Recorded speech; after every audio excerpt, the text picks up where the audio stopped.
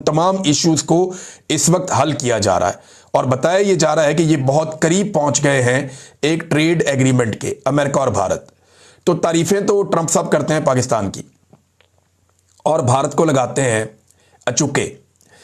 वो भारत को ये कहते हैं कि जनाब ब्यूटीफुल, ब्रांड न्यू, 7 प्लेन्स, हालांकि पाकिस्तान 6 कहता है, लेकिन वो भारत को टीके लगाते हैं ट्रंप साहब।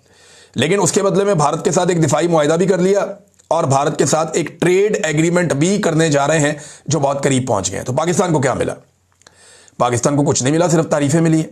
और पाकिस्तान से अमेरिका को चाहिए क्या? एक तो इसराइल के लिए खतरात खत्म करने हैं, यानी जो फोर्स जाएगी। अब ख्वाजा आसिफ दौड़ गए हैं इस बात से कि जनाब हमास को गैर मुसल्लह करने में हम नहीं है, कभी कहते हैं कभी कहते हैं नहीं है। बैरिस्टर अकील जो है वो कोई और बात करता है। ये लोग ना 3 में ना 13 में, इन्हें पता ही नहीं है। सिर्फ मिलिट्री एस्टेब्लिशमेंट को पता है, वो फैसला करेगी और फौज चली जाएगी। जब फौज जानी होगी तो फैसला मिलिट्री एस्टेब्लिशमेंट करेगी। पार्लियामेंट की, काबीना की, वजीर आजम की, वजीर दिफा की इनकी कोई औकात नहीं है, ये कुछ नहीं बेचते।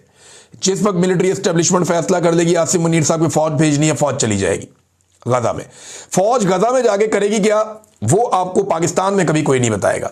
वो बात आपको डोनाल्ड ट्रंप ने और नेतन्याहू ने पहले ही बता दी है। डोनाल्ड ट्रंप ने आपको यह बताया और बार बार बताया कि एक फौज आएगी गजा में।